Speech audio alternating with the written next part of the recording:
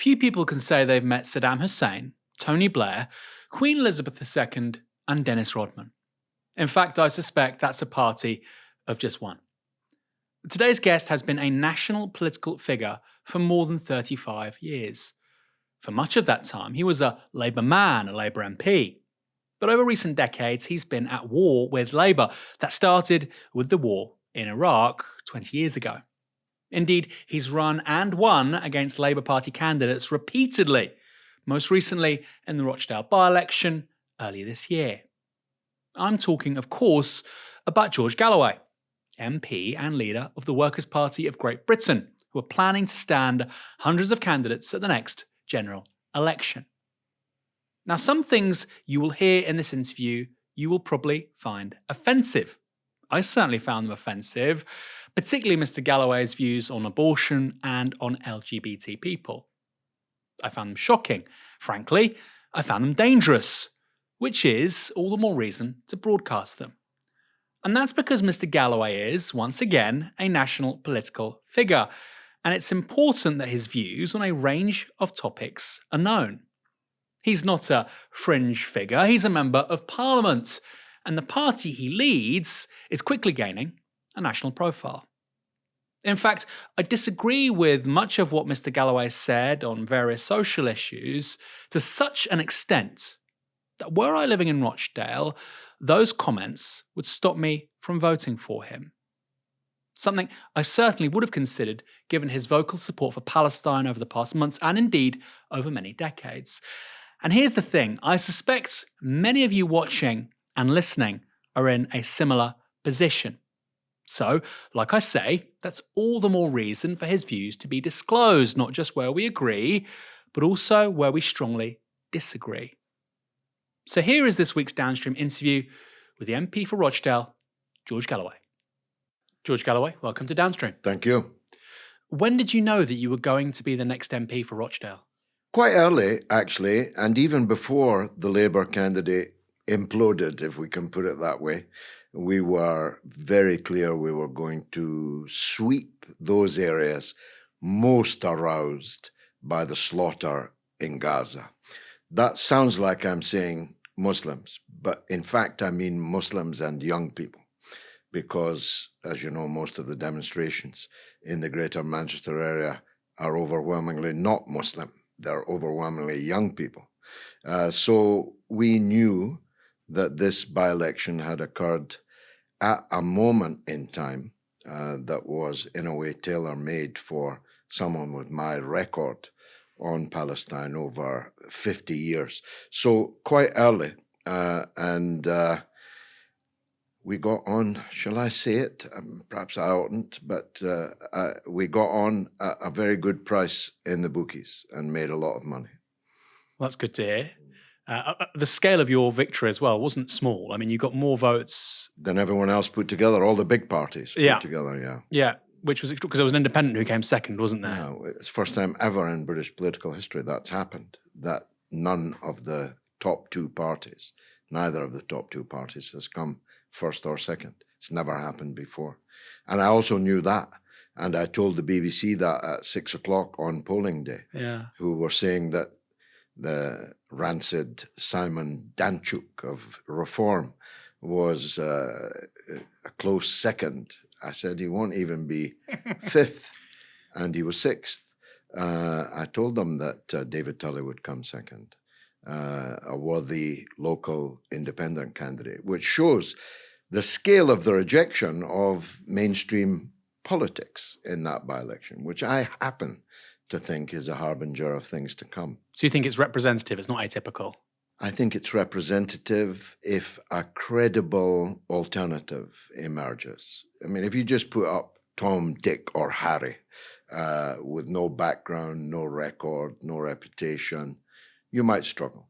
But if you put up a credible independent candidate, third-party candidate, in this climate, you're going to prosper. I'm sure about that. And there was this misunderstanding that it was, this huge Muslim population in Rochdale. It has a sizable one.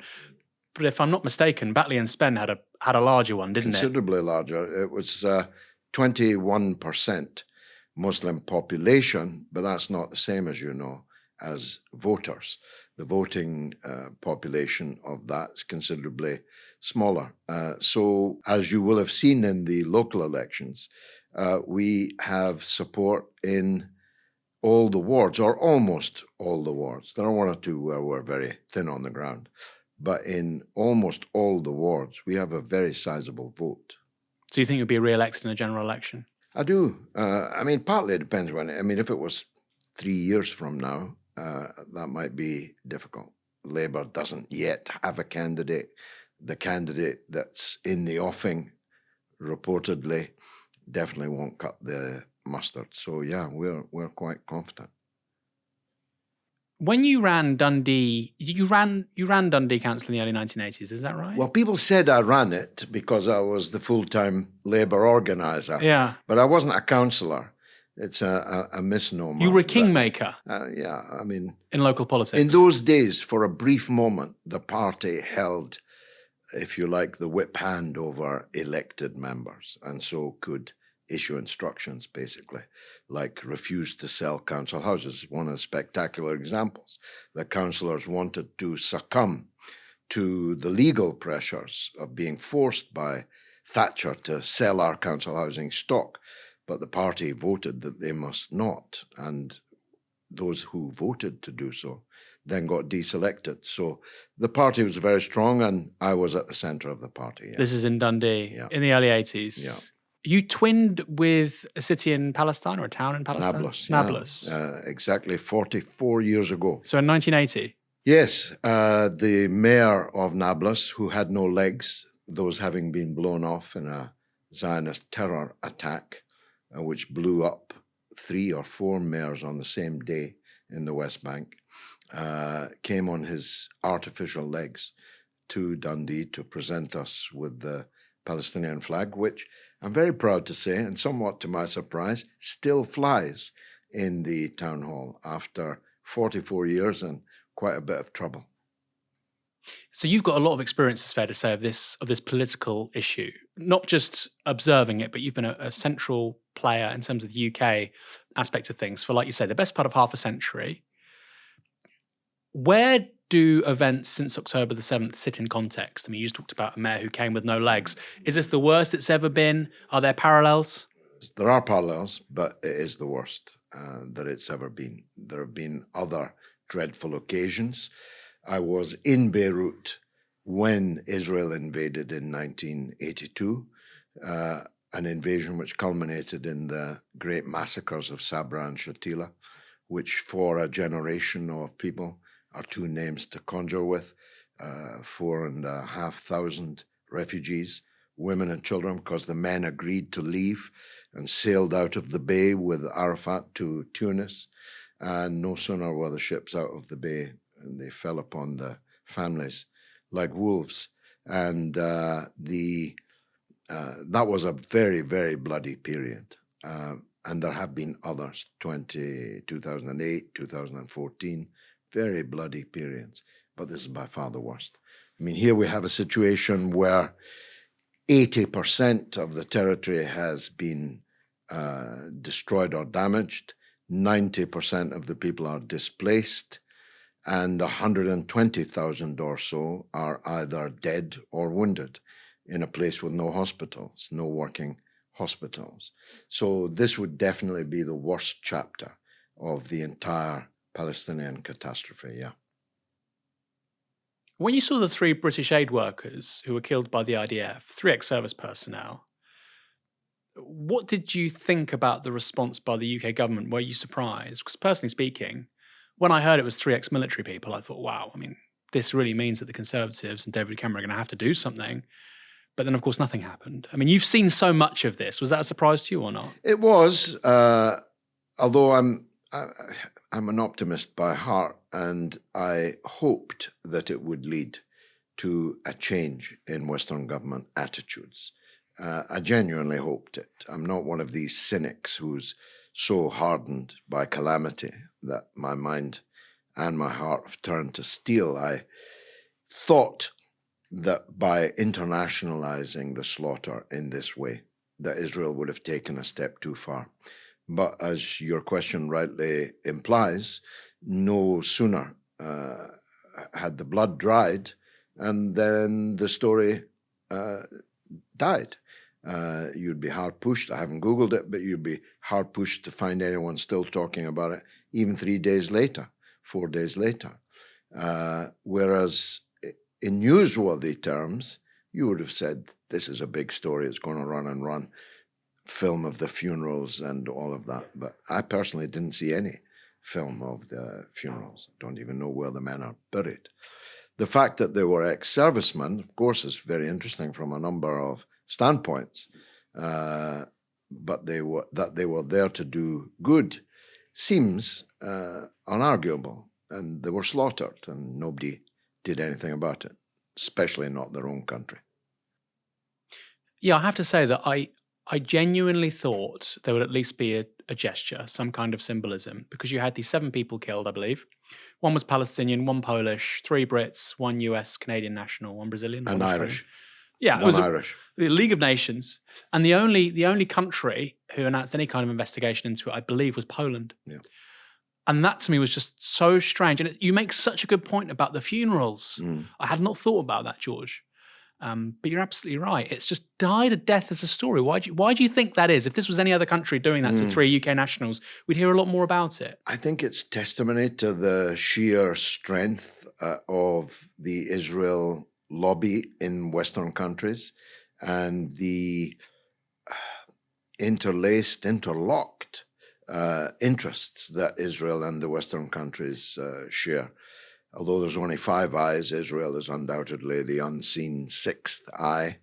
The intelligence cooperation between Israel and the 5 eyes is virtually total, if not entirely total. We're flying intelligence flights out of our base in Cyprus. Who knew that we still had sovereign territory in Cyprus? We are doing everything that we can to facilitate Netanyahu's rampage. I had a question in Parliament this week, or 2 questions actually, to the Foreign Minister. Can't question the Foreign Secretary, of course, but to his able deputy. And you will have seen absolutely zero movement in the British government's position, even in the face of what may turn out to be the biggest massacre of them all in Rafah. So I think it's testimony to that. Israel is an ally of the Western countries. Even if we have not concluded a treaty with them, we don't actually need to. It's second nature. They're people like us in the Middle East. They are essentially European people. Of course, there are Arab Jews also, second-class citizens for the most part in Israel. But European Zionist Jews rule Israel, always have ruled Israel, and they are seen as people like us. And they're in the midst of dusky Johnny foreigner who prays in a different way and who is the other. They've been othered so comprehensively that even when a Westerner is killed trying to help them, he gets forgotten also. What do you think Israel's endgame is? I suspect they don't have one. All of the braggadocio at the beginning of this operation that they were going to destroy Hamas and the other resistance groups in Gaza has been scaled back to the point of invisibility now, because they know that literally that is impossible. As long as 2 Palestinian survivors are alive, there will be Palestinian resistance. So defeating Hamas, not like the Tamil Tigers, for example, which is a comparable series of slaughters culminating in one grand battle in which the Sri Lankan forces defeated the Tamil Tigers. And that kind of was the end of the insurgency, not the hatred and problems, but the insurgency died that day when the Sri Lankan army triumphed. Everybody knows that's not going to happen in Palestine. For a start, there are not just a few thousand as there were in the case of the Tamil Tigers. There are hundreds of thousands of Palestinian resistors, and hundreds of thousands more have been left by what's happened in the last 6 months. If your mother and father were slaughtered in front of your eyes, your brother, your sister, you'd be a resistor too. Do you think that that's lost on Western politicians? Because it's something I've thought about a lot. I've said this on Novara before elsewhere. Every baby that dies and is broadcast to the world is a recruiting sergeant for Hamas. And I think any sensible, normal person with any experience of life knows that. Yet it seems to be completely lost on our political and media class in this country. Why is that? It's a very good question. I really don't know the answer. I'm as bemused by it as you. When I ask the simple question, which arises from what you just said, how do you think this is going to solve the problem? They really have no answer, because self-evidently it will not solve the problem. It has made 2-3 generations of new problems. Just like when the British murdered the leaders of the Irish insurrection, including James Connolly, my compatriot and comrade, literally sitting him on a chair, tying him to a chair. When the British did that, they did not solve the problem. They ensured the continuation of the problem with new strength. And that's what Israel has been doing. And the more perspicacious of the Israelis already know it, I think. That's why the airport is full. You'd be hard pushed to get a flight out of Ben Gurion now. They're fully booked. They're flying back to the countries that they emigrated to Israel from, or their parents did. That's a sign that most sensible people in Israel know nothing has been solved by this, but many more problems have been born. So on British politics, and you mentioned that the strength of the Israeli lobby a few minutes ago, around 1/3 of Labour MPs are members of Labour Friends of Israel, LFI. I think around 70% of Tory MPs are members of Conservative Friends of Israel. Does Britain have a problem with regards to the lobbying efforts of what is a foreign power, Israel? I would say so, not in the scale of the American problem. I'm following something called APAC Tracker online at the moment. It is sensational. There are scores of American politicians you and I have never heard of. They're completely insignificant internationally, who are Israel millionaires. They have received more than $1 million from Israel. It's pure bribery and corruption. And this APAC tracker is sensationally revealing these congressional nobodies who are trousering hundreds of thousands of dollars, and many of them in the millions. So we don't have that problem, at least so far as we know. We have strict rules about revealing donations. We don't actually know if those rules are followed. I'm sorry to put it that way, but you can't legislate for brown envelopes changing hands. And it is possible, must be, that that which we see above the line is nothing compared to what we see below the line. But if what's above the line is all there is, then we have a problem. Not as big as America's, but a problem. The figure you gave there, which will surprise many people, everyone knows about the Labour Friends of Israel, or Labour Fiends of Israel, as I style it. But the Conservatives, almost every Conservative, is a member of the Conservative Friends of Israel. Now, if you knew, as you will, and I hope your audience will, the history of anti-Semitism on the right of politics in Britain, and indeed farther afield, you'd see just how disconnected the two issues are. I doubt if there are many Jews in the golf clubs of many of these Conservative MPs who are nonetheless fast friends with Israel. So I do think we have a problem. We have a problem in the media. It is the default position of British journalists to not just be friends of Israel, but to be implacable enemies of those who are seen to be against it. A well-known journalist, once well-known to you and me, told me at least 30 years ago, in those days we still had typewriters, that your fingers paused before typing the word Israel because one knew that there would be an onslaught after anything that you wrote, anything critical that you wrote about Israel. That's 30 years ago.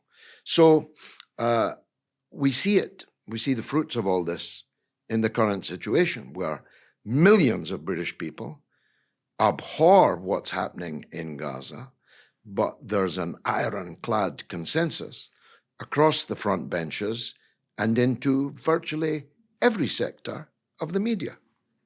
So is that because the people in politics are bad people, or is it because of this lobby? So there's a phrase that one journalist used that Israel, Zionist sort of lobby groups in the US and the UK, they have this approach called the electric fence, where if you, like you say, if you even write Israel down and say something remotely critical, they'll just give you a little warning, they'll raise the costs. If you're going to do that, we'll make your life quite difficult. So do you think that's because of the disincentives, or do you think actually we're dealing with Labour Friends of Israel, with Conservative Friends of Israel, with actually bad, mendacious, dishonourable people? Thank God you cannot bribe or twist the average British journalist. But when you see what unbribed he'll do, you realise there's no reason to. And that makes me lean towards the second of your, the second of your propositions, that actually they're bad. They don't need a conference somewhere to tell them which way to face. They don't even need, as far as we know, a brown envelope. It is in their DNA that they, well, I'll put it bluntly, they're racist. They don't like Arabs. They don't like Iranians. They don't like people who are othered. And the Palestinians have been so comprehensively othered that they are instinctively against them. Quite a bit of it is because most, but by no means all, Palestinians are Muslims. What we're getting is a confluence of race and anti-Muslim bigotry coming together here. They don't like Muslims. They don't like them here, and they sure don't like them there, where they're perceived to be standing up to people like us, PLU. Jeremy Corbyn, what was the role of organised Zionism and the Zionist lobby, which is a thing? People can call me whatever they like. It's a thing. There are organisations who call themselves that. What was the role of those organisations in helping to undermine Jeremy Corbyn as leader of the Labour Party? It was a factor. I don't myself believe it was the major factor. I think that what did for Corbyn was more Brexit than Israel. And those who dissuaded Jeremy Corbyn from what I presume, I wasn't talking with him regularly at the time, but I presume were his normal instincts to A, accept the verdict of the British people on Brexit, and B, not to be too fond of the European Union anyway, but he was somehow prevailed upon to execute really rather humiliating U-turns. And I blame the people not on the right, he could easily have ignored them, but the people in his own tent who persuaded him to swing towards the so-called people's vote, talking about people like John McDonnell, for example. They really prevailed on Corbyn to perform a maneuver which was the single most destructive thing that led to his downfall. But undoubtedly, years of smears about anti-Semitism. Look, I've known Jeremy Corbyn for 40 years. Before he became leader of the Labour Party, if someone had said that he was someone who hates Jews, people would have laughed in the face of someone making that allegation, because Jeremy would turn up for anybody, for anything. And he did. to save a Jewish cemetery in North London, for example, when many of his later critics were distinctly absent from the protest. Corbyn is slightly naive, slightly liberal, small L, individual, for whom any kind of racism is complete anathema. So years of sensitizing people to the idea that he might be some kind of anti-Semitic monster must have taken their toll.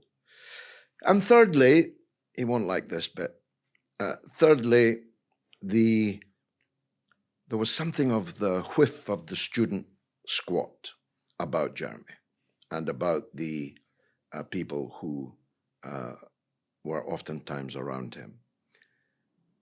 You know, if you can't do up your tie right when you're in St. Paul's Cathedral, if you can't bow right in front of the cenotaph, if you seem like a fish out of water when you're meeting the Queen. I met the Queen twice, once as a waiter. I served her as a waiter. And on the second occasion, I reminded her that I'd served her on the first occasion, and we had a splendid chat. You have to, if you're the leader of the opposition, look the part, act the part, do the things that formal state obligations require you to do. And Jeremy wasn't very good at that because he'd spent decades dressing how he liked, cycling to the latest protest, getting off, delivering a speech back, hard-working, absolutely committed, don't get me wrong. But did he seem prime ministerial? I'm not so sure. I was very friendly, you'll be surprised to know, with the late James Callaghan. Now, James Callaghan looked like a prime minister.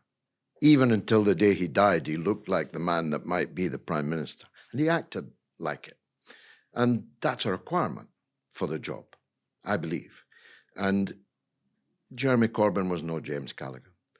His politics were much better than Mr. Callaghan's, but his prime ministerial aura was well short of that. And the farther north you went, the more people thought that and said it. It's fine in North London. That's how people are. But North London isn't Britain. Do you think he didn't want to be Prime Minister? Well, I know that he didn't want to be the leader of the Labour Party even. On the Saturday before he finally got the requisite number of nominations, I had quite a long talk with him in the TUC building in Great Russell Street. And he said to me, am I doing the right thing? And I said, well, you've done it now, so there's no getting out of it. But I warn you, I said, if you get the requisite number of nominations, you will win. And I swear he wobbled, having thought again that, yes, you might be right. So in that sense, he was the accidental leader of the opposition. And maybe a bit it showed. For all I dislike, for a variety of reasons, for many decades, John McDonnell, he might have been a better leader of the opposition, except he couldn't have got the nominations that Jeremy got. Jeremy got the requisite number of nominations for all the reasons that made him not that great at the job, that he was very nice and soft and had no enemies. I mean, Margaret Hodge nominated him. Margaret Beckett nominated him. David Lammy nominated him. Sadiq Khan nominated him. They would never have nominated McDonnell or me. You said you don't like John McDonnell. Is that a long-standing thing? Because I read your book from 2004. I'm not the only one, and he is strangely absent. Whereas you talk about Corbyn, I've known him, Tony Benn, and whatnot. Yeah, I've known him since the 1970s when he was a Trotskyite. I'm not a big fan of Trotskyites in general, but no, I mean, some of it's personal, some of it's political.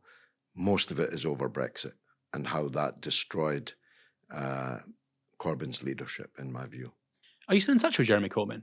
Yeah, he sits next to me in Parliament. But I mean, so over the last 10 years, have you been? No. Although when he sat next to me and began talking, because quite often Parliament's boring and you talk to the person next to you, sotto voce. But when he started talking to me, it was as if the last 10 years had never happened.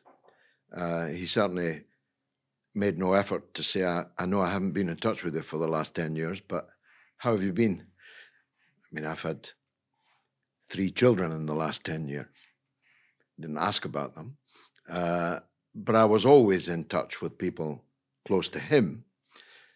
So I always put my tuppence worth in, particularly over the Brexit. With Seamus Milne, people like this, or? Yeah, I wouldn't name them, but these people you've been close to in the past. More than him. There were several that were in his circle that I was still in touch with, and so I always put my tuppence worth in. But no, over that 10 years, I spoke to him once, and only by giving an undertaking, that's the word that was used, that I would not divulge what it was I was seeking to speak to him on the telephone about, which was quite a shock after, by then, 35 years of quite close comradeship. But it doesn't matter. I don't let that hold me back. So we've now had several conversations on the backbench. He always comes in and sits right next to me. And we've had several meaningful conversations about political matters. Will he be joining the Workers' Party? No, I'm pretty sure he won't. I'm not sure he'd get in with some of his views. But what we say, we pose a different proposition, namely that he leads an alliance of which we'd be pleased to be part. So he's the leader of that alliance, and that alliance brings together parts of the political spectrum that we can't. He can't reach some of the people we represent, and we can't reach some of the people he represents. No, Jeremy is woker, greener, and more trendy. Is he more woke? Because again, this book you wrote in 2004, I'm not the only one. I find it really interesting because this, of course, is when you were around Respect, former political party. We'll talk about that more in a moment. And actually, I was surprised going back over it, as I did over the weekend, because you came across as a politician of the New Left. You talk about diversity, you talk about climate change, anti-war, you talk about the changing electoral coalition because of demographic change and whatnot. And I was reading it, and you're in support of things I believe like PR, House of Lords, abolition, and I thought, crikey, this is stuff that I could be reading this from Jeremy Corbyn, and yet now you're saying he's woker, etc., which I believe, if I was to hear the rhetoric of both of you in 2024, but that wasn't the case 20 years ago. Well, I've never been a liberal. I ain't no liberal, bruv.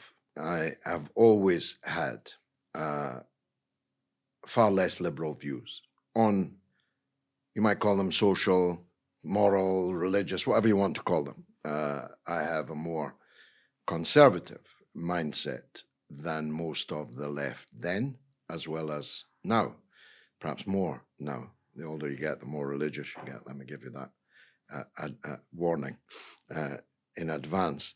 I have also, I didn't recall saying anything about climate change in that book, but if I did, I've changed my... Use the word green, I think. Yeah, I've changed my mind about that. I honestly believe that net zero is a very, very expensive and dangerous, destructive hoax that will beggar the mass of the British public in the interests of others who don't have our best interests at heart.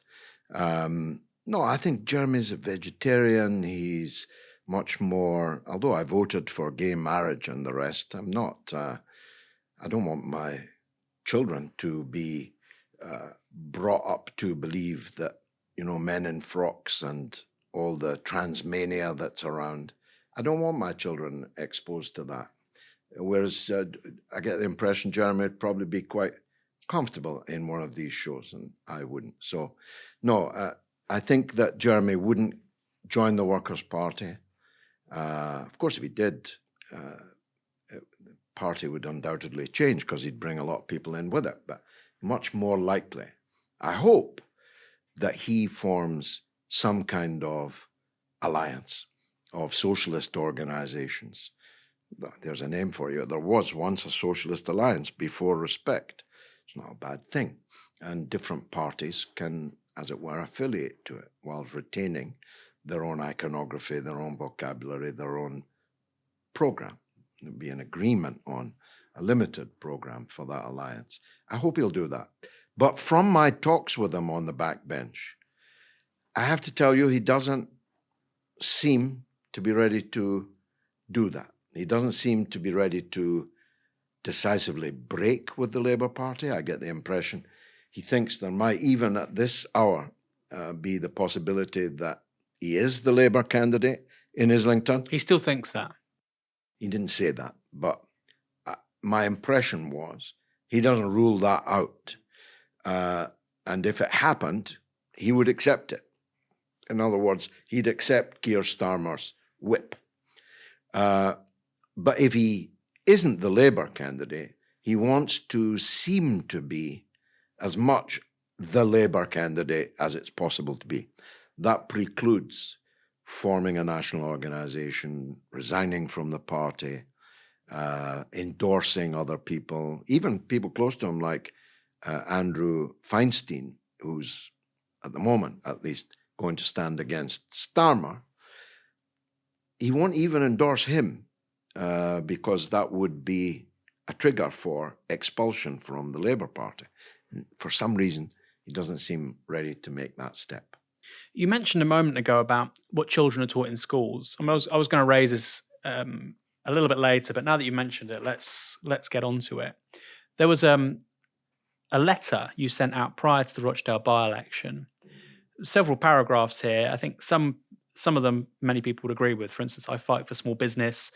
You know, you were making a case, a surprising case for some people on the right for small business, and how actually you'll be standing up for those people. And I think that's a great line the left doesn't do enough. But there's two paragraphs here. One of them is in relation to what you just said about children and what they're taught. I believe in family. I'm a father of 6 children, 5 of them still at school, and I don't like some of the things they are teaching our children. So what specifically do you not like that's taught to children in schools? Well, I don't want my children prematurely sexualized at all. I don't want them taught that some things are normal when their parents don't believe that they're normal. Now, there's lots of things not normal. Doesn't mean you have to hate something that isn't normal. But if my children are taught that there's whatever the current Vogue number is, 76 or 97 or whatever the number of purported genders that exist, I don't want my children taught that. But are they taught that? Some of them are, yeah. Are they? Because there's a huge gap here between saying, I think kids should be going to school and taught that, you know, not all relationships look like a heteronormative couple, male, female.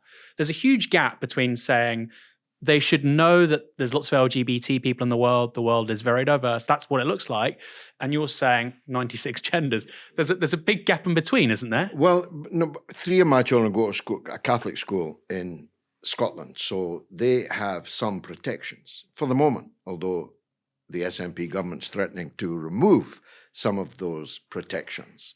But my other 2 school children are taught in England things that I don't want them to be taught, and at an age I don't want to be taught. That relations, that gay relationships are exactly the same and as normal as a mum, a dad, and kids. I want my children to be taught that the normal thing in Britain, in society across the world, is a mother, a father, and a family. I want them to be taught that there are gay people in the world and that they must be treated with respect and affection, as I treat my own gay friends and colleagues with respect and affection. But I don't want my children to be taught that these things are equal, because I don't believe them to be equal. Apart from anything else, the human race would no longer exist. If it was normal, then it would be the end of humanity over a couple of generations. So I don't believe that it's normal. Normal is a man, a woman, and children. I'm especially incensed at the idea, what I call transmania. But hold on, let's stick to the gay stuff first, because you're somebody who's voted for gay marriage before. So you obviously do think it's normal, because you think that a homosexual couple should be able to marry. So yeah, I voted for it. I even voted that they should be allowed to adopt children. So I'm not coming at this from a reactionary position. Let's stick with this for a moment then, because you're saying normal. It's clearly not typical. Clearly the number of LGBT people is a minority. It's not typical. But if we sort of take that word out, which is quite loaded, normal, and say, I don't think it's typical, I think, well, I'd agree with you. It's clearly not typical, but it is normal in so much as there are 68 million people in this country. There are hundreds of thousands of people who are gay. So and there are thousands of them. That's about as normal as it gets, isn't it? There are thousands of them married, partly because of my vote. There are thousands of them with children, partly because of my vote. But that doesn't mean it is the equal of, that it should be promoted in school as if it were the equal. You voted for it to be the equal of. No, I voted for gay people. Why should straight people be the only people to enjoy the joys of divorce? Well, so that it's equal, right? As I joke. No, we're talking about kids here. No, but grown adults can do whatever they like. But hold on. We're talking about what's taught to our kids in school. You said it's not equal, but then you're saying... It's not normal, I said. It's equal, but it's not normal. Well, I think you said it. Well, people can rewind, and maybe I'm wrong, maybe you're wrong. But the point is, you voted for a piece of legislation which implicitly recognises equality under the law for gay people. I got a Stonewall Award for recognising. Really? Yes. Wow, I didn't know that. Because I was one of only a handful of MPs who opposed the reduction in the age of consent from 21 to 18 rather than 16. And Stonewall asked us not to accept this entirely discriminatory new law under John Major's government. And I was one of the few, maybe 10 Labour MPs that voted for 16 and against 18, because, as I put it at the time, that would have been like voting that Rosa Parks could sit in the middle of the bus, but not the front. So I rejected that, and I am the proud owner of a Stonewall Award. So I believe in equality. I don't want my children to be taught at school that mum, dad, and the kids is exactly the same as Adam and Steve. I don't want them to Do you believe that? I don't think you believe that. I do believe it. I mean, I went to an NCT, because I've just had a baby recently, and I went to an NCT class, and there was a lesbian couple. So obviously one is, they've had IVF. So it's slightly different to an all-male couple in so much as, there's a biological relationship between they'd call it the birthing parent and the child. And I honestly, and this is not to be, you might call it woke or performative, I honestly don't look at them as any different to me and my wife. And I don't think it'll make the slightest difference with regards to their capacity to raise the kid. I don't think it'll make the slightest difference in terms of that child's life chances. I think, having met them briefly, I think very many people would be very fortunate to have parents who love them as much. Well, and you're an intelligent man, you know that. I hope that is true, but I believe in biological sex.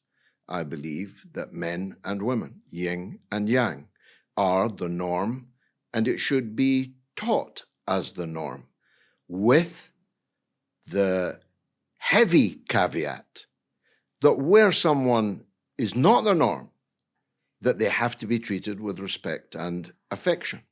and that they You just exist. said and Adam that and they, Steve. Is that respect and affection? You just said I don't think. I mean, that doesn't sound like respect and affection. Well, Yeah. I mean, there are plenty of couples called Adam and Steve, I expect. Right. Well, look, the facts are that I have never had a political office ever that did not contain at least one gay person in it, in a senior position. I even had an office in Glasgow where all of the staff were gay, and they were very chuffed about the Stonewall Award. So I'm gay friendly. I just don't want my kids to be taught that it is the same. For you to decide that you are going to take the direction of Adam and Steve, when the norm and the most happy and the most stable basis for society is mum, dad, and the kids. That's a difference you and I have, but it's my position. It's always been my position, even while I was voting for reforms in the law that made life easier for gay people. So from that same leaflet, you've got this line here, and you've said it again already. I believe in men and women. God created everything in pairs. Unlike the mainstream parties, I have no difficulty in defining what a woman is.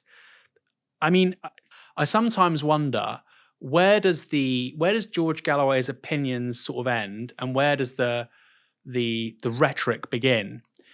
So I don't think you think that God created everything in pairs, because the world of biology, and I appreciate you would say, well, we're not starfish or whatever, but the world of biology shows that not everything actually is created in pairs, and there's lots of ambiguity in the world, including with humans when you have intersex people, for instance. So that's such a rare thing. But the point is, I think this is political rhetoric. It would take all my rhetoric to make the caveat about intersex people and starfish. It is the case that God, first of all, we've got to get this clear, because I know that you're struggling with the idea. I am a religious person. I'm a Catholic, yeah. I am a Roman Catholic. Yeah. I'm a faithful Roman Catholic. Yeah. So my views come from that well. You may also be a Catholic, but are able to defy church doctrine in a way that I am not. I don't want to.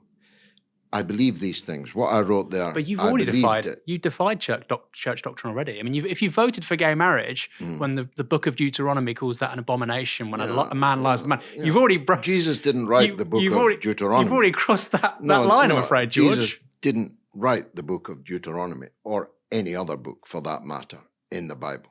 These things were written by men hundreds of years after Jesus. I believe in Jesus. I'm a follower of Jesus Christ.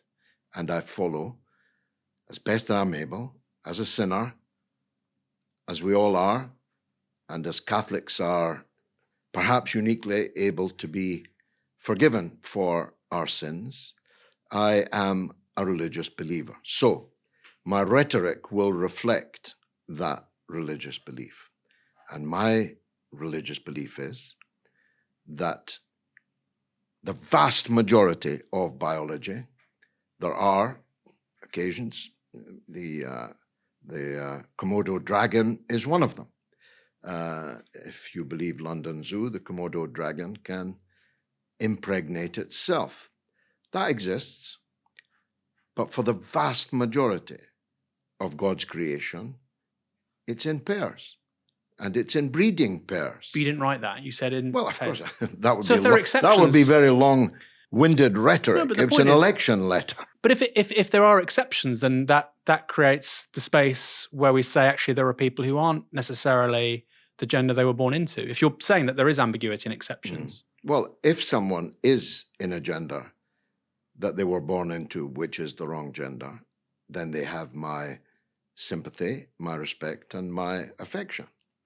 But the vast majority of people, vast majority, are either men or they are women. And I don't want my children taught that a woman can have a penis, that a man can have a cervix. But that's what the British political class wants them to believe. And that has filtered down into the schools. And it's wrong. It's not accepted by the vast majority of parents. But the parents' view doesn't seem to matter. No politician. This has been one of the most extraordinary features of a long political life for me. How this transmania has swept the Western world, captured the commanding heights of political discourse, media discourse, so that your jaw is actually literally now hanging open. No, I'm waiting to talk. What I'm saying. I'm waiting to talk. But what I'm saying is the view of the vast majority of people in this country. What, that God made everything in pairs? That God made everything in pairs, and that a woman cannot have a penis, and that a man cannot have a cervix. That a man cannot become a woman. So we disagree on this, but there are, for instance, people I know, I'd love you to meet one of them, a good friend of mine, a trans woman. They've had a gender recognition certificate, they've had the transition surgery and so on and so forth. Surely there has to be a threshold where you would recognize that person as having transitioned. No, I would treat them, and I have had experience of one comrade of ours on the executive of Respect who transitioned and then transitioned back again. And I used to shake his hands at the beginning of meetings when he was a man. When he was identifying as a woman, I used to kiss him on the cheek. And when he came and told me he'd given up all that and he was back to his original identity, I began shaking hands with him again before meetings. So respect, affection, but don't ask me to say that he is a woman. And crucially, that he can go into the ladies' toilets after my wife or after my daughter. That I will not accept. We will not be able to change in the women's changing room in the swimming baths. I won't accept that, and neither will most people. It's the fact that in schools, it is indoctrinated in many schools by some teachers that these things are acceptable, that a woman can have a penis, that a man can have a cervix, and that someone who identifies as a woman can thereafter invade women's spaces. Are you willing to can go into women's athletic competitions, can get in the boxing ring with women and punch hell out of them, get in the swimming pool and beat them by you're zooming out into... No, you don't want me to zoom out. No, because sports is very contentious, whereas we can say... Well, why is sports contentious but ladies' changing rooms are not? Well, no. So, for instance, we could talk about women in sports, cis women and trans women. There's a level there that there's a conversation going on right now, which is relatively recent. But something like a trans woman using a changing room somewhere, that's been in legislation for more than 10 years. That's part of the Equality Act. But I oppose it. It's very extraordinary that the idea should have taken root that a person with a penis can change in front of my 7-year-old daughter. But if they've transitioned and they've got a gender recognition certificate? But we're on the verge, and we're already over the verge in Scotland, where I live, where self-declaration is all that is required. And I totally reject that. So if they have a gender recognition certificate, you might accept them using the same... Well, I'm against the whole thing. I think there have always been people, men, that wanted to be women, felt that they were women. And if I had encountered any of them, as I did in the case of the person I mentioned earlier, before there was anything called the Gender Recognition Act, I treat them as they would like to be treated. But when this comrade of mine was on that journey, if you had asked me to accept that with his dick swinging, he could change next to my 7-year-old daughter, the answer to that is no. So you mentioned you're religious. And it's interesting, if you go on a Wikipedia sort of hunt of George Galloway, it's quite ambiguous, because there's people in the past, they've said you're Muslim. And this was quite a funny rumor for me to read. Obviously, you're very literate with issues in West Asia and issues pertaining to the foreign interests or the domestic issues of majority Muslim countries. But there didn't seem to me to be any evidence of you being a Muslim. But anyway, that was quite amusing. But you've said in the past that religion is a personal issue. It's a private matter. But here you are in a public communication saying that God made X, Y, Z. So either it's a public matter or it's a private matter.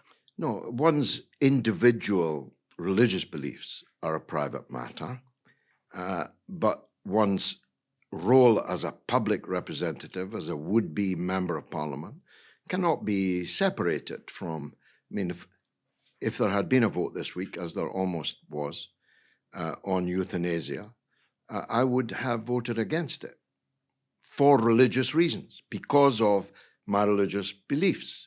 I'm opposed to it. Do you oppose abortion then? Yeah, I do. I find abortion abhorrent. So if you had the choice, you would vote against abortion? No. You would vote for it if you criminalise? No. And you can see my voting record on it. I'm not trying to force my beliefs on anyone else in that regard. But you would be with euthanasia, wouldn't you? I would caution them. I would counsel them against abortion. I think the best position for Britain and for people in Britain is for free abortion, automatic, up to 12 weeks, and no abortion except in the most extraordinary circumstances thereafter. That's my belief. That's what I would like to get to. It's widely shared, by the way, in my constituency. Widely shared amongst Catholics and Muslims. That viewpoint is what I hope will come to be the consensus in Britain. I mean, we're at 24 weeks, aren't we? That's the existing legislation now for abortion. I mean, we've got some of the most liberal abortion laws in Europe, and I think they work. I'm very happy about them, and I think messing with it either way is unwise.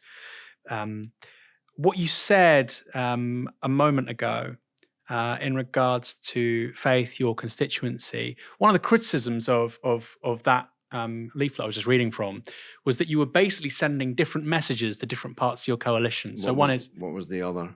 Give me the counterpoint then. One was like foreign policy, pro-Palestine, etc. But why is that different? Well, because you were tailoring. This was so I was. By the way, this is when I was quote unquote defending George Galloway, because I said politicians of all stripes do micro-targeting. We all know that, and the idea that the only time there's an issue, Aaron, is if they're contradictory. But you haven't given me any contradiction yet.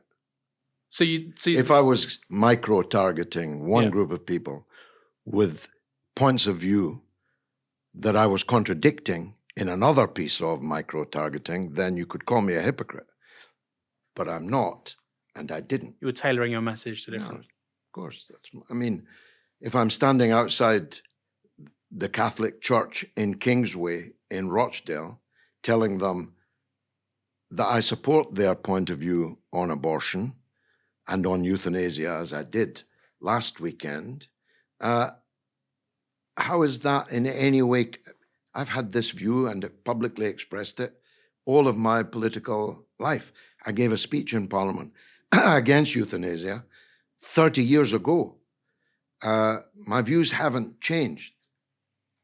But of course, if I'm standing outside the church, I'm going to tell them that there's a vote coming up this week on euthanasia, and you'll be pleased with how I'm going to vote. I honestly don't see what's wrong with that. Could you be swayed on euthanasia? So assisted suicide, for instance. You know, suicide is already legal in this country. It's been legal since, 1965?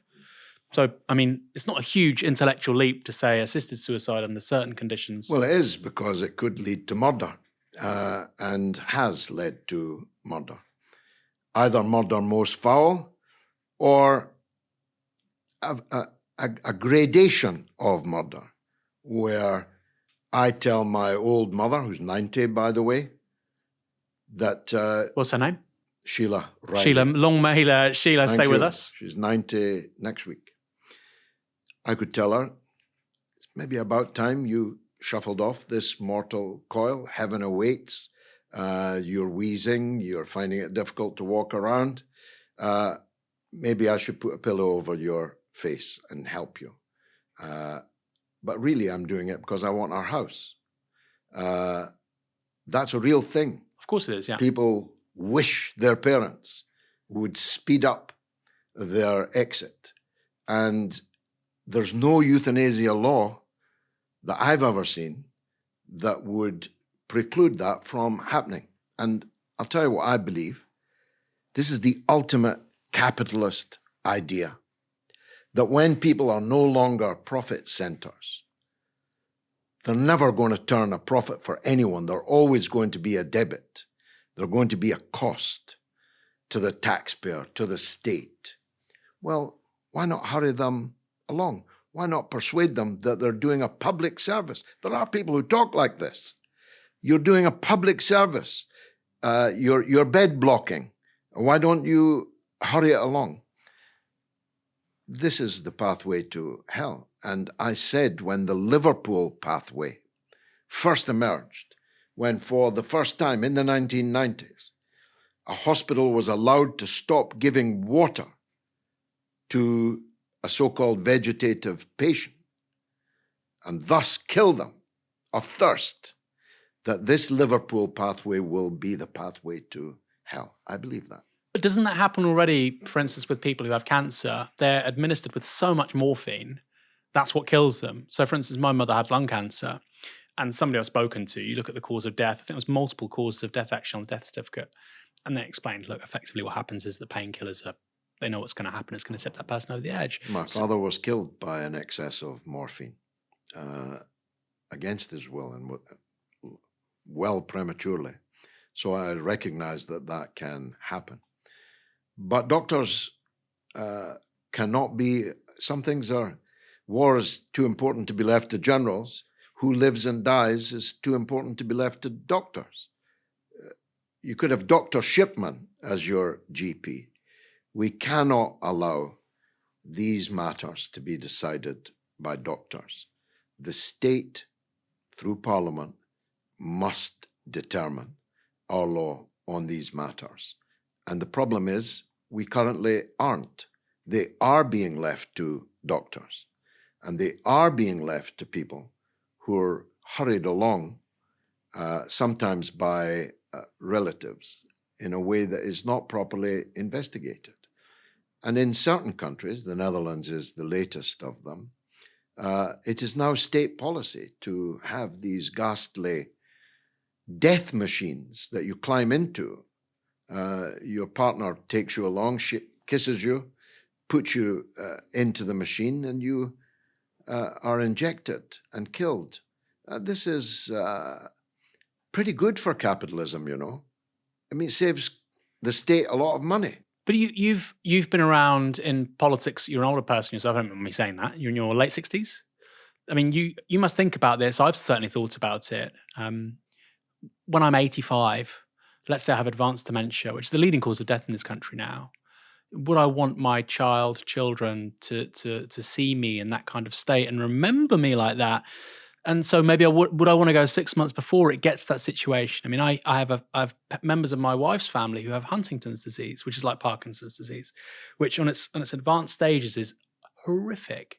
And I look at people with that, and it for me is a living argument for euthanasia. I accept all of the points you make, and I think there are many downsides. But I just think the way that Switzerland does it, under certain conditions for assisted suicide, seems like a sensible, humane policy. No, I'm so old-fashioned, I believe that God decides who dies and who doesn't, and of what and when. You won't shake me from that conviction. Let's talk about domestic politics. How many MPs should be in Parliament? Half. Half. I think I saw you say what I first said when I first entered Parliament. We have twice as many MPs as we need. And I made even the same comparisons you did in the piece you wrote, that India has fewer members of Parliament than Britain, whilst has a population of 1.2 billion people. We have a population of fewer than 70 million people. So it's patently ridiculous. I mean, I was in, at the weekend, I was in 5 parliamentary constituencies within a few minutes' drive of each other. And call me selfish, but I thought I should be the member of Parliament for all these places. They are very similar places with very similar problems. And if I was the member of Parliament for all of them, they'd be better off. We have far too many. I've now spoken, I think, 7 times in 6 weeks, might be 8. That's more than most members of Parliament speak in an entire year. and much more than some. And the reason for that is pressure. If you stand up at Prime Minister's questions, your chances of being called more than once in a year are very, very slim because there are too many people. And the cost is simply enormous. The cost of me as an individual MP in wages, in accommodation, and so on, are enormous. I mean, I'd not even stopped to calculate it, but it's in the hundreds of thousands. Well, that's ridiculous that we have 650 like me. We should have half the members of Parliament. Here's a controversial one for you. We should pay them more. Double? No, but we should definitely pay them more. And that they should have, crucial point, far more staff. My staff work so hard, I'm embarrassed at how hard they work, the stress that they're under. And that's just for one constituency. We need to have, like American senators, for example, a suite of, if that's the correct word, a suite of staffers, of dozens of people. And we should represent twice as many constituencies as we currently represent. And would it be the same for councillors? Do we have too many councillors? That's maybe slightly more problematic. If you pushed me, I'd say we've got too many councillors. We've got too many councils. I'm a bit statist in that regard.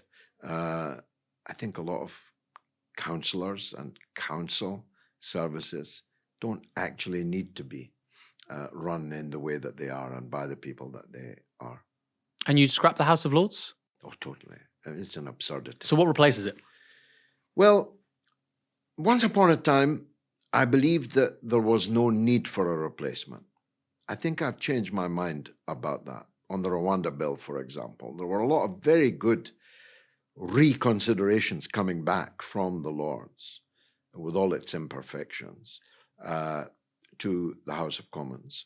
I think I've come to the view that there needs to be a reviewing chamber, but it cannot possibly be composed of flatmates of the Prime Minister, university friends of the Prime Minister, superannuated Labour MPs, Tory MPs that are moved along to the equivalent of the Euthanasia clinic in the other end of the building.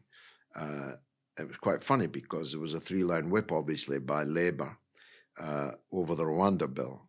And so I saw, wandering round the building like ghosts, people that, many that I thought had long died, that were in Parliament with me when I first came in 37 years ago and were not young then, and who were there. I mean, some of them on Zimmers, quite a few of them actually on Zimmers, one or two even in wheelchairs.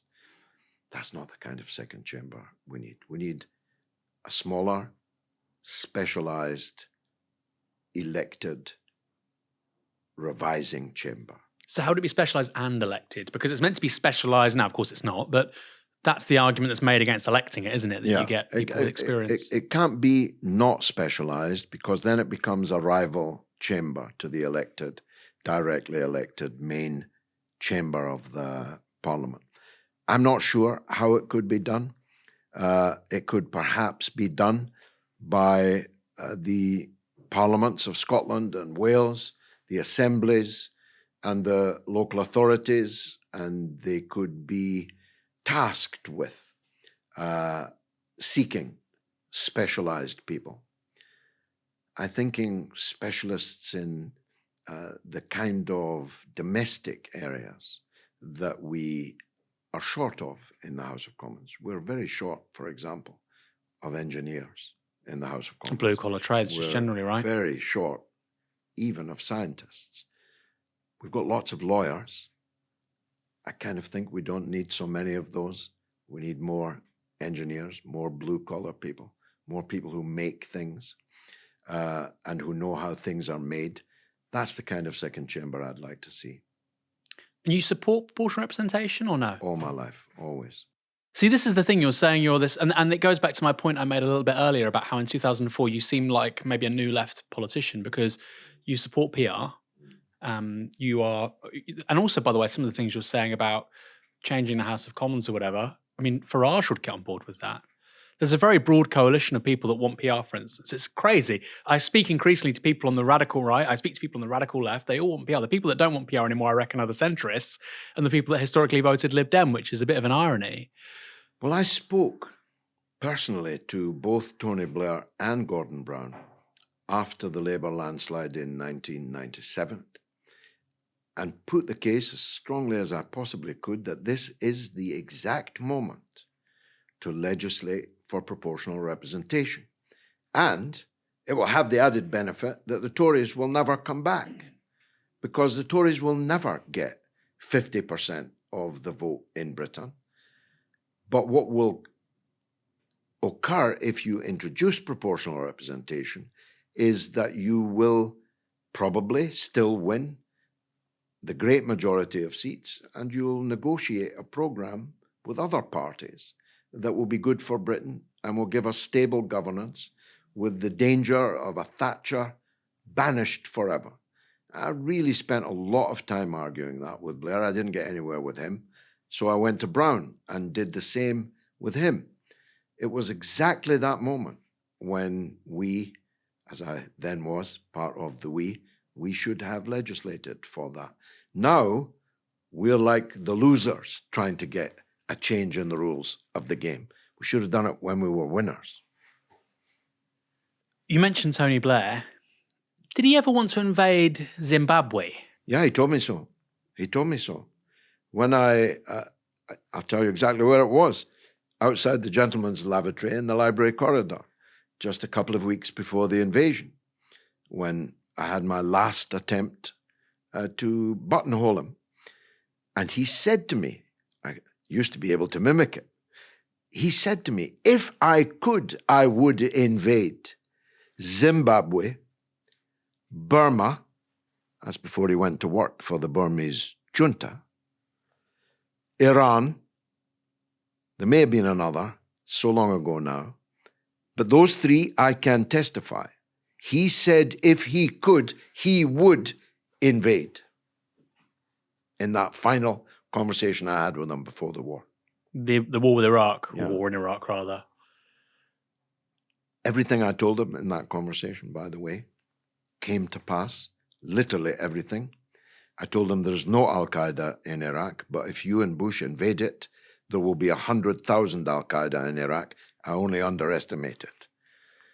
I told them that this Islamist fanatic mindset would cascade around the whole world, and I correctly predicted it will end up here in this building, which it did.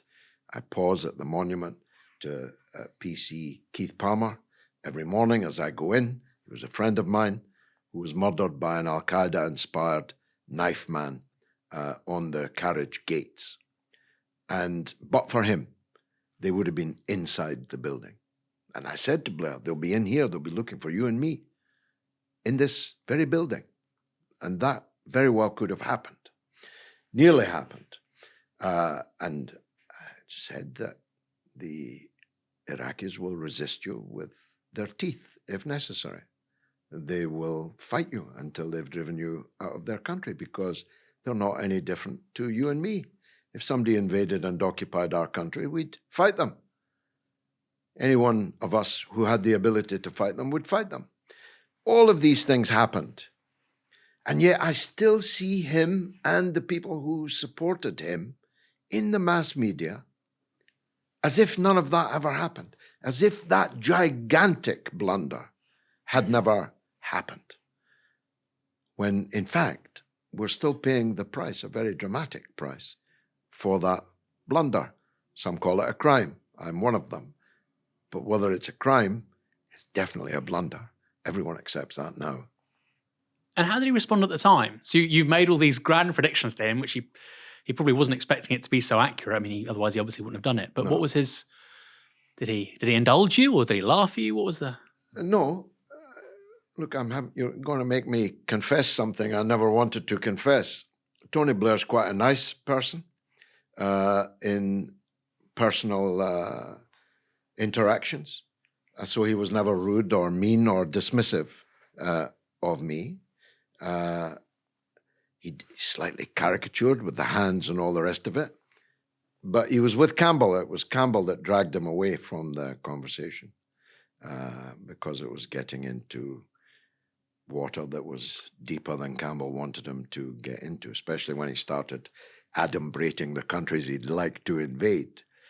But it's a paradox. Blair did so much evil, and yet on a personal level, I don't know if you've ever met him, but if you ever sat down with him, you'd like him in the sense that you'd have a good conversation with him.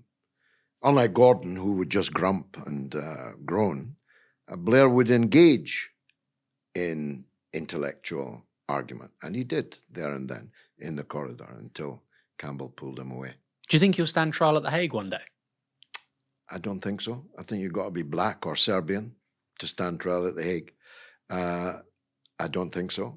Did you ever think for a moment that he might face some sort of legal consequences? No. I always believed that these international legal organs are lipstick on the pig, and that lipstick can be wiped off whenever they want, and that's what they're doing now with the ICJ case against Israel, with Nicaragua's case against Israel, South Africa's case, and the putative arrest warrants for Netanyahu. None of these things will ever come to pass.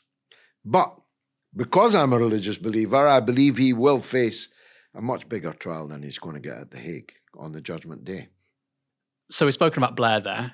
Alastair Campbell, if you didn't expect Blair to see justice at The Hague, what do you make of Alastair Campbell's reinvention into this podcast Lothario? I find it deeply repugnant. I'm so old, I knew Alastair Campbell when he carried the hat and coat of Robert Maxwell, the greatest thief of the 20th century in our country, stole hundreds of millions of pounds from his own employees, pension funds, and I know how utterly dedicated to that role for Mr. Maxwell that Campbell was. I consider him to be venal almost beyond description, and I have only contempt for the media houses that continue to entertain him and indeed pay him to make television programs and series and the rest, and treat him as if he was a respectable citizen. In fact, he's the striker of our time. He did the lying for Bush and Blair in a very, very great crime. So has his rehabilitation surprised you? So with Blair, I get it. The fact he's been knighted, of course, he was the prime minister. Just for the state to have legitimacy, it can't pretend otherwise. But surely, he signed copies of the inquiry into the death of David Kelly. He was signing copies of those for Labour Party fundraisers. Just monstrous behaviour. He's a monster, and his behaviour is monstrous. But if your question is, as it was, am I surprised? I'm afraid I'm not. So degenerate is our public life. And for quite some time, predating even Tony Blair, so degenerate is our public life that nothing surprises me. If I discovered... No, I'll not go with the analogy I was going to go with. So Blair, Campbell, Keir Starmer, as a potential prime minister, do you think he could lead the UK into a war as destructive and dangerous as what happened in Iraq in 2003? Without a doubt. He's Tony Blair without the laughs, without the polish. He's a creature of the same Anglo-American swamp, same deep state swamp that is very likely, highly likely, to use Mrs. May's phrase, highly likely to lead Britain into very dangerous waters, even more dangerous than the ones we're now in. I have no respect for him at all. I had respect for Blair's ability. I can't even say that I respect Keir Starmer's ability, for I see none. I see a plodding, wooden, automaton who has deceived people on the way to the position he now is.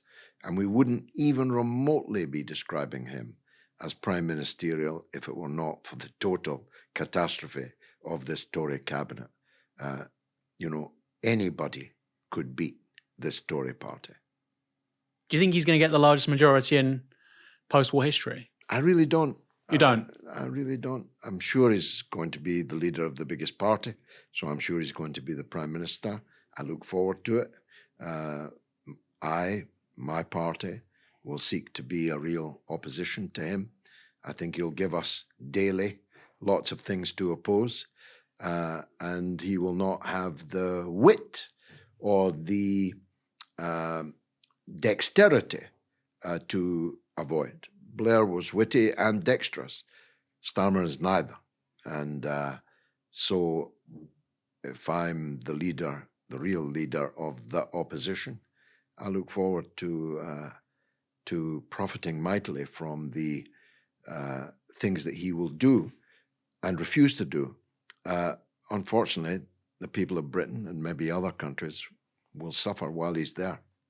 How many MPs do you think you'll have after the election for the Workers' Party? Well, we're standing in literally hundreds of seats. We're standing in every seat in London, for example. You'll have the chance to vote for us. We are in every seat except Jeremy Corbyn's seat. I would say the best part of 500 parliamentary candidates will stand, and we'll have exactly as many MPs as people vote for us. We are going to fight to win every seat that we fight. But how many, if you had to put, so when I talk to Greens, they say, we think we can win 2-3 MPs. Well, maybe they would off the record. I don't tend to talk off the record. So on the record, I'm very clear. We're fighting to win in every constituency we field a candidate. Do you think that the Workers' Party could be the difference between the Labour Party winning a majority or not? Well, that's what Newsnight thinks this evening or tomorrow evening, I understand. To an extent, we are to Labour what Reform is to the Tory party, i.e. capable of getting enough votes to deprive the Conservatives of victory, in our case, Labour. If you look at the West Midlands mayoral election, our candidate did extremely well. He wasn't actually officially the Workers' Party candidate, but he was supported by us throughout. That can happen up and down the country in many, many places and will cost Labour a lot, I believe. So after 5 years of a Labour government under Starmer, let's presume it goes the distance for 5 years. What does British politics look like then, say in 2030? Well, the Conservatives will be, I presume, going through another period of reinvention. They may morph into something more like Reform, or they may morph towards the centre. Penny Mordaunt or Badenoch would be the polarities there, maybe. Whatever they do morph into, I'm confident that they will not be persuasive with their programme. I think the right has run out of ideas as to how to solve the deep-seated problems that we have, and they will not be able to persuade people again in the way that Boris Johnson did in the so-called Red Wall and so on, that there can be levelling up under this kind of capitalism that we have, that all the things that Johnson fooled people essentially into believing, and many, many journalists helped him do that by their unremitting attacks on Corbyn. I don't think that souffle will rise again, to paraphrase Mrs. Thatcher. I believe the future lies between us and Labour, and we'll be making the case for, if you want to personalise it, for a kind of Bennite Labour. I'm not a worshipper of dead Russians or dead Germans. Tony Benn was my leader, and I loved him dearly. and was with him for decades. That kind of Labour, that's what the Workers' Party will probably end up being. A Bennite Labour, which will challenge the apostasy of Keir Starmer and eventually defeat it. We want to replace the Labour Party in the way that the Labour Party replaced the Liberals when working class people were attached to them. George Galloway, thanks so much for this conversation with us here on Novara Media. I enjoyed it. Thanks for the offer.